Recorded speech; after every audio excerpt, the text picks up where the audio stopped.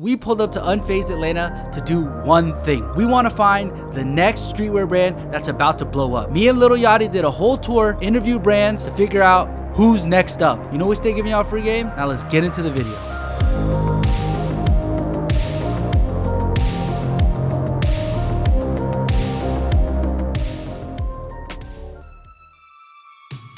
How many mushrooms did you take to come up with this idea? I ain't have to take none. It's all up here, dog. What is this? This is a teddy bear? It's a wearable plushie. They all have functional pockets. We got backpacks, we got duffel bags, and then I'm wearing a crossbody right now. Talking about functional, let's say I'm a trapper, right? How many pounds can I fit in here? You could probably get about 6, 7 of them motherfuckers in there. How would y'all know?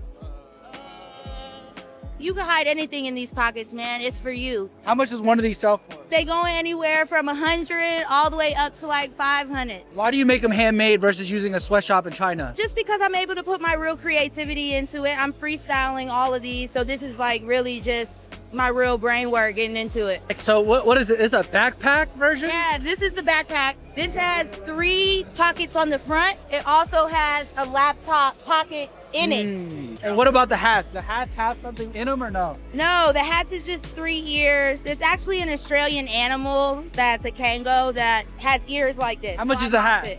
75. Where the hats at? All right, let me get the navy one. All right, let's do it. Live in action. I don't know if it's a yacht water talking or if it's a spice pen, but this shit hard. Thank you. I appreciate it. We're not doing new eras no more. Oh. You ever seen an Asian dude with locks? Yes. This is the first time. What's the Instagram? Instagram is It's Kango Wrld, man. Follow us. I also do custom. Anything you need, jump in my DMs. Let's do it. If I make my ass shake right here, you gonna throw it on me?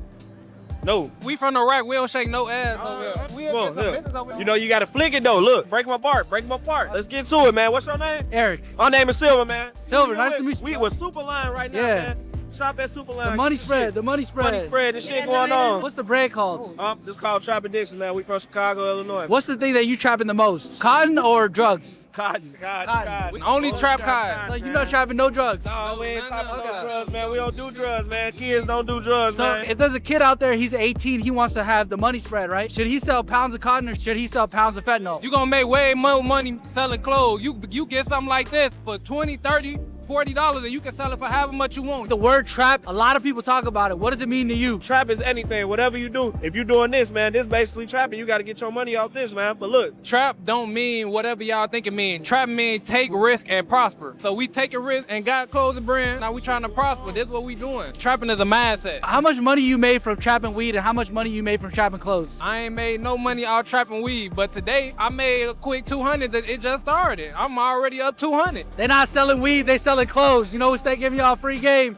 Don't sell weed, sell clothes. Yo, what's on the wrist, bro? What you got on the wrist? Hemsley Chrome Hearts Rolex, if you want to get close to it right here. It's very fine detail right here. How much is that? 150. $150 or 150,000? 150 bucks. It's a rep watch. This is your brand right here? Yeah, everything's hand painted. These are archive beanies. I'm sure you know Will. That's one of the homies. I got a bunch of beanies off him. This is hand painted, hand sewn patches. What is this painting? What does this represent? This is the Last Supper. Jesus dined and partied around sinners. At the end of the day, he wasn't sinning and partaking in their actions. I can relate to a lot of like the art industry and like just being in the music scene as well. They still partake in like things like drugs, drinking, but at the end of the day, you don't gotta do those things. You could be yourself at the end of the day and still be able to create and meet people and like make connections. So essentially you be inside of the rooms with Diddy, but you don't be doing the Diddy activities. Not with Diddy, but. Okay. I feel like art, fashion, music is a very predominantly like streetwear. It's a black industry. You're a white guy. What does your mom say about what you want to do for a living? My mom's actually an artist as well. She does interior design, like wallpaper and all that. So she was a really big inspiration throughout my whole career. I made my own character based off of it. And since then, I've learned to do more than just learn how to draw eyes and everything. I could draw whatever I put my mind to. How much is the painting? I got offered a $8,000 Rolex for that painting, but you didn't take it? I did talk to him about it, but you know, we still got to talk more about the deal because I gotta get the watch checked out and everything. He did buy it on 47th Street. You know how it could be. If you're a painter, why are you going from painting to like selling clothes? Because when it comes to art, yeah, you can make a lot of canvases and have them hung up in rooms, but the way it really works to get your name out there is when you make really cool clothes that will catch people's eyes and they'll be like, ooh, that's a really cool sweatsuit. Who made that? Oh, this was made by an artist named Hemsley Herrick. They look me up and they go like, oh, he does more than clothes. He makes canvases, wallets. Anywhere you go, like having a piece of art by me, like it comes for you, but it'll do business for me. It's essentially the reason why Slon does t-shirts, graffitis on clothes is because it's a walking billboard for his paintings. Exactly. Lil Yachty's about to come through later. He's actually inquiring this piece off of me. He wants to buy that piece. I'm just gonna give it to him out of the kindness. He's done so much for me. Same with concrete. No, this is where you lie to them. Just tell him that he's gonna buy it for $10,000. Oh no, he's gonna buy it for like 50 bands. Yeah. You better buy a painting right now before the price go up, because right now it's 8,000, but tomorrow it's gonna be 50 racks. I'm about like 5 yacht waters deep, so I'm about to pass the mic over to Telly. He gonna take over because I'm really earning this money, Lil Yachty. I'm really earning this shit. 5 of them. I got like 14 more to go. Fuck. Wagwan. We just had our 101 sample just got taken by Yachty, bro. He said he was fucking with it, so we had to bless him. That was with the it. blue and the red? Yeah, thing? the blue and the red, yeah. Off?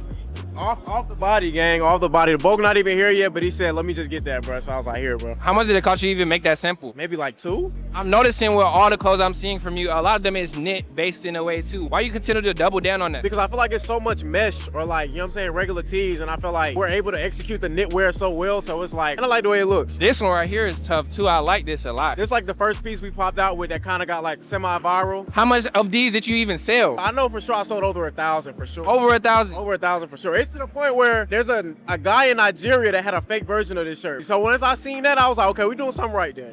How much you sell these for? When I first popped out, I started at 75. So it balances between 85, 95, depending on how much I got. So how did you even set up those margins for yourself? I had to shop around manufacturers for a little bit, you know what I'm saying, to make sure that, you know, I was getting the best pricing, because at first they were trying to get me at $40 a shirt on it. I'm saying a little too much, but I got it down to, let's say, below half of that. I'm able to get it between 95 and 100 and still be all right, you know what I'm saying? What's been the biggest loss you've taken since running your brand? This fitted right here. So when I made it, I had the Red Sox logo on it, so the B. So this was originally my other brand, Capperbam, and they shipped it and custom said like I can't get them because I'm using the Red Sox logo on it. So they shipped them back to China. It was weird. This was like 3 or 4 years ago. So they found out that you were using this logo Yes, and bro. shut you down. Yes. That's crazy. Back to the man. Who was the snakes? Bro, I have no idea. I was new in the game, so this was like the first thing I ever made. You know what I'm saying? I ordered 100 hats. So basically my manufacturer was like, we can ship them by sea and like you'll be all right. So I had to pay another band just to get it shipped, bro. So that was like a loss for me at the time because I was just starting out and I was like, bro, like, yeah. I'm saying it is what it is. I ain't gonna lie, you gotta find whoever did that. That's crazy.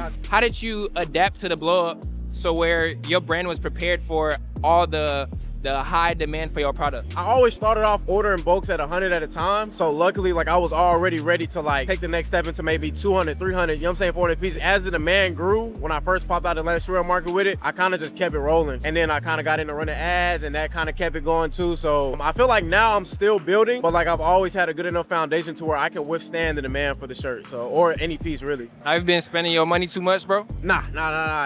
That's one thing I will say. I stopped trying to consume as much and just produce as much as I can. Stop spending your re-up when you get it. Put the money back in the business. We at Superline. We with Bam right now from Social 67, man. and you know we stay giving y'all. Free game. Know what I'm saying? Wagwan, brethren. Wagwan. Why did you decide to come to Unfazed? Because he came. I got FOMO. You got FOMO. Yes, sir.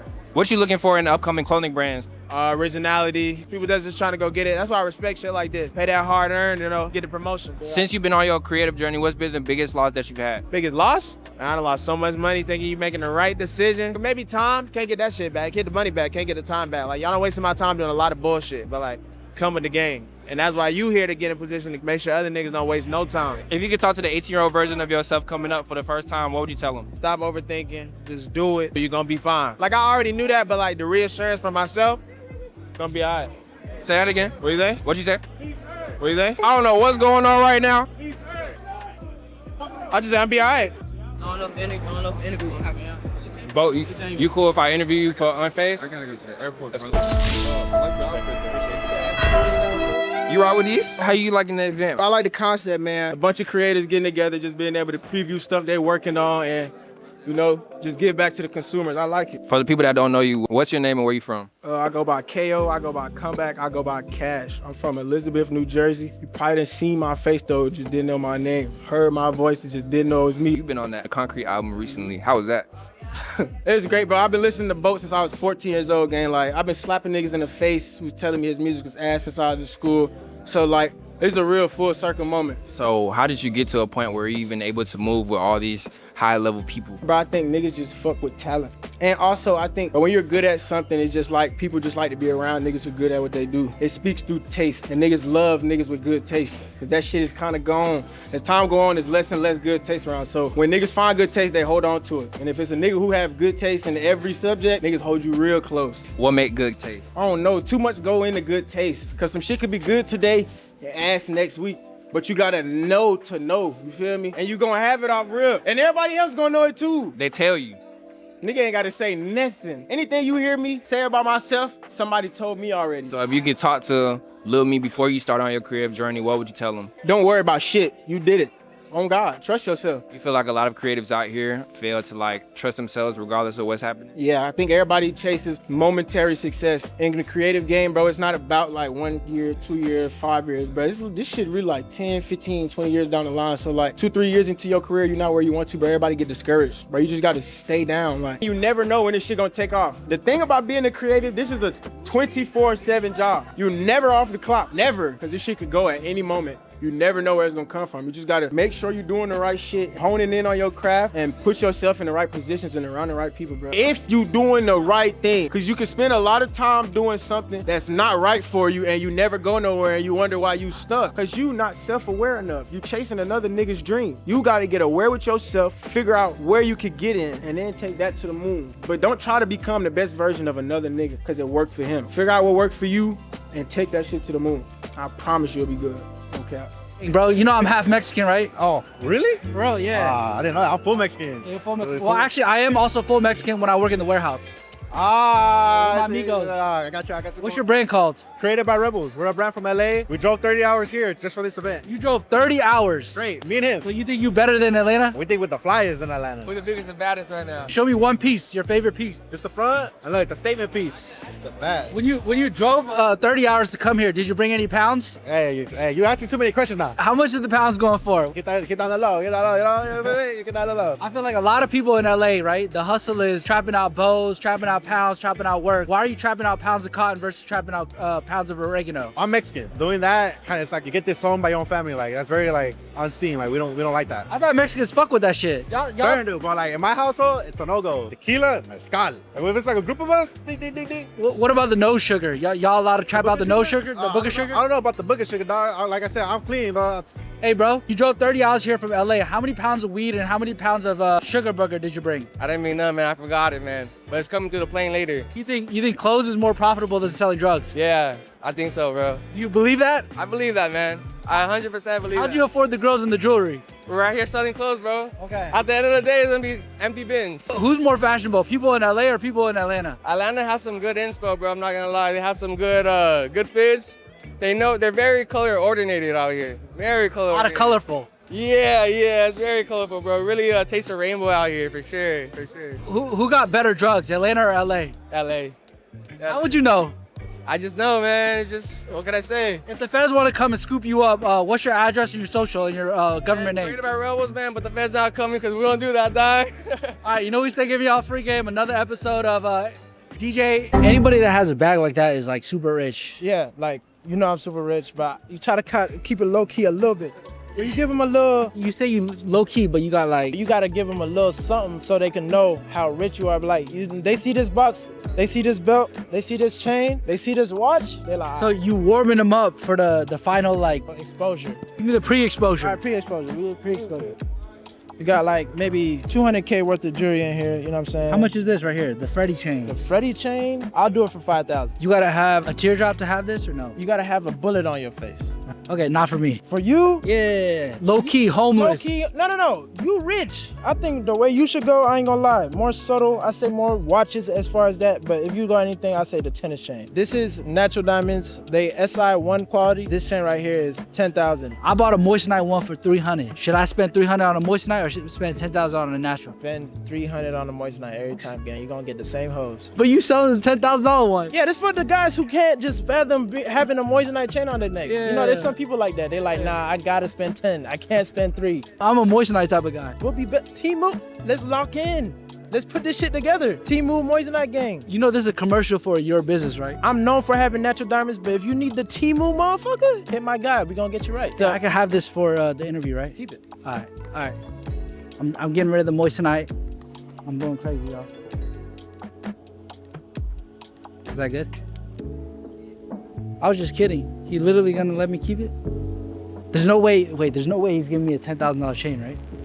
I feel like this is a setup. I see a lot of kids out there, right? They want to trap bags, they want to trap clothes. What's more profitable, trapping bags or trapping clothes? Oh man, you already know, man. Clothes, man. It's legal, legit. You ain't gotta look behind, you know what I'm saying, your shoulder, you know what I'm saying? They still gonna hate, but they ain't gonna hate as much. How long you been in the game for? 20 years, man. I ain't gonna lie. Do your research, you know what I'm saying? Young Marley, Big Shark, Mr. Sharkalato. If you know, you know. I feel like a lot of people, it's like, it's all the same shit, right? But brand is the thing that differentiates you from everyone else, right? How did you build a brand? Brick by brick, for real. Really learning the game and really doing my research, because, you know, good quality gonna sell itself. You know, all that cheap shit, it ain't gonna last, you know what I'm saying? They might be a one-time buyer, but they're not gonna be a returning customer. You ever sold some Chinaman packs or everything's quality? Hell yeah, still do. How much of it is the packaging and how much of it is like the actual gas? I think it's 50-50, honestly. Can you tell me about one loss that you had during the whole journey? I just lost $1.3 million on the Growhouse in California. $14 million Growhouse, I had 10%. Yeah, I lost 1.3. What happened? It was a 20,000 square foot, 9 rooms, double, triple stack. It was just hella massive, and it was just too much for them to maintain, because the quality that I like, you gotta really micromanage it and be on top of it. But it was just a lot. How do you bounce back from that? Gotta go back to the drawing board. You can't cry about it. You know, I got the relationships and, you know, everything. I just gotta get back to work. I ain't tripping. I'm kinda out the hose. I see the light now, but I ain't gonna lie, it took me 3 years. Depressed, all kind of shit, bro. But just stay down, because, you know, at the end of the day, God always come through. That's all I can say, man. Just stay true and faithful. If there's a kid out there right now, he's 18, he wants to make a lot of money, what's one advice you have for him? Stay true to what you believe. Nobody see your vision but you. It's your vision, so nobody know your vision. They not in your head. So you just gotta go with your move and tune everybody else out and lock in. Superline, what the hell going on? Why you so scary, bro? I'm not scary, I'm a good man. How y'all doing? You know every rapper has a goon. Are you the goon? Brain before bullets. Use your brain before you pull it. You've experienced a lot, right? Being around the Migos, traveling the world. What's one thing that you've learned? Gotta keep it solid. No matter what room you step in with this stuff, you gotta keep it solid. The only thing you got in this world is your face card. I feel like a lot of kids now, they're influenced by 6ix9ine, the snitch culture. What do you have to say about that? Gotta keep it solid. All you got is your face card out here. Let's say you get caught up, you're in trouble. There's one route where you can not keep it solid, and there's another route where you can keep it solid, but keeping it solid is a lot harder. What advice do you have for that kid? All you got is your face card out here. How important is your face card? All you got is your face card out here. What is brain before bullets? What does that mean? Gotta use your brain before you use a bullet. Man, we done been through so much trauma. What's the most fucked up trauma that you experienced? My brother passing on my birthday, but you know, we celebrate every day. And what did you learn from that experience? Just keep pushing. Brains before bullets. Keep your face card clean. I drank about 15 yacht waters. I had like 7 ribs. Sounds like you're in Atlanta. Where am I at right now? I'm like, I might be blacking out right now. At the Not an Influencer booth. Sponsored by? Yacht water. Lil Yachty made me drink 15 of these. I'm on number. I got a case right here. Yeah, so I'm on number 15 right now. If you really Lil Yachty fan, you gotta shotgun this. Cheers. Hey, cheers to Shout out Yacht water. We're all gonna suck on this rib after. No. What's the brand called? Not an Influencer brand. You had one of my first hoodies. I gave it to you. You were doing a giveaway. Would you be mad if I gave it away? I already know you did. But it's okay. You got all my money too, so it's whatever. What's the product that you like? You made racks on, like show me. So like the shirts. This is my money rack right Okay, here. this is your money rack. All right, so break this down. So right now, what's this cost you and how much you sell it for? So right now, these cost me. I really don't make no money on these. Okay, how much you sell? How much you buy it for? All in, my cost is like $10. And you sell it for 20. I don't make no money on these. You double up. Double up. Okay. Shirts. If E would give me a better price, I could make. Hey, if you need a Shockware t-shirt, make sure you check out superlinewholesale.com. We got these for $6.50. If you buy in boxes, they'll do them for $5.50. Yeah. Maybe. Giving you the sauce. Then I did it in every language. So I did it in Spanish because I'm obviously Hispanic. This is what shows the substance of the brand. And I did that in a long sleeve. I did this one. This one is the Arabic one. John, give this guy a brand deal. You know we stay giving y'all a free game. Only at Unfazed can you find brands like this. I'm 15 Yacht water's deep, and I done had like 4 of these meat sticks. I've been sucking on these. You got that shit tatted on you. Yes, sir. Got to, bro. The brand is on me, bro. You know. What are you gonna do if the brand don't work out? That ain't no option, bro. That ain't no option, man. That's a good ass question. I never thought about that, bro. How much you put into the brand? About $500,000 in right now, bro. How much you make out of it? 20 bands. Put in 500,000, you made 20 bands. You know, every dollar that we get, we put right back into the brand, bro. You know, it's getting bigger. We started in a warehouse, and you know, we're kind of growing. So every single dollar we make is right back into the business. People think that you just start making money and everything's profits. That's not true. You know what I'm saying? Every dollar you make has to go right back into the business, and you got to do it right back again. What's your name and what do you do? LeBaron. I'm the co-founder of Unfazed. Me and my boy Mike, we've been running this for about 3 years now, and we just hosted Lil Yachty. We got it lit right now. Mike the white boy. What's his role and what's your role? We're just hustlers, bro. We've been selling since we met each other. I met him when I was in college at Georgia Southern. We started selling weed together back in college. He would send them my way, and then boom, we've been in business ever since, bro. And then we started Unfazed 2023. And we've been working together ever since, bro. How do you get celebrities like Lil Yachty, DDG? Y'all got how do you get those people? You know, Quan was like our first major person we had in here. We had like 400 followers. From there, we were just kind of trying to figure out what worked, bro. We would do every month, weren't getting anybody in here. And then we just had to figure out like, okay, let's get a host. Let's allow them to meet these brand owners. You know what I'm saying? A lot of people tell us our prices are high, but bro, we spent 50 bands on Yachty, 45 bands on DDG, 47 bands on Duke. Like when you're doing these type of events, people from the outside looking in just think everything's sweet, but it's not. You see, I'm here with my slides on, sweatpants. It looks kind of sweet right now, bro. You look in a very sweet position. Fuck it. Fuck it. Last question. If you go back to the 18-year-old version of yourself, y'all here trapping packs, oregano for the people, for your mom and for the feds that's watching oregano, legal shit. What's one advice you would give yourself? Just stay patient. You know, everything's coming for you. You just gotta be patient, bro. A lot of people want the win right away. And what I've kind of learned, and especially with Unfazed, is that shit takes time. You know what I'm saying? I was watching your video the other day, bro, and that shit motivates me as well. A lot of people don't understand that when you're grinding and when you're hustling, bro, like that shit's an individual battle. You know what I'm saying? People think that shit is just, you know, you got it. Everything's like sweet, but you know, nah, bro. You got to keep on hustling. You just got to keep on being patient, and that's what I would tell myself, and that's what I've been doing. I know this is a clothing event, but y'all cooking up ribs? What y'all cooking up? Ribs, chicken. I'm an Asian brother. I eat cat and dog. Can you put me on some real shit? Yeah, we put you on some real shit. Hey, if your cook don't look like this, over 300 pounds sweating this shit, I don't want the fucking food. Can I get one for the camera? We gon. This is a good baby back rib right here? It's a spare rib. So what makes a good rib? Tender, seasoning. That's what makes a good rib. How long this was smoked for? 4 hours. 4 hours. All right, I'm gonna eat it. I'm gonna give you a scale of 1 to 10, all right?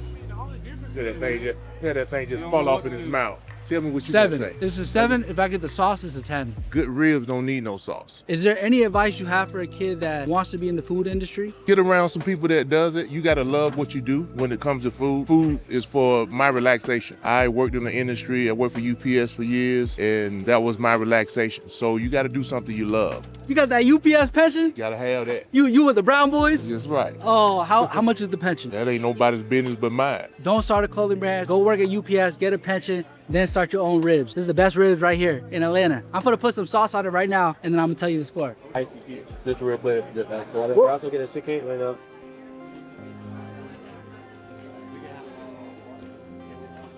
That shit falling. It's falling off the bone. Shout out Unfazed, shout out Lil Yachty for sponsoring this video. I think it's time for me to go home. I don't drink too much.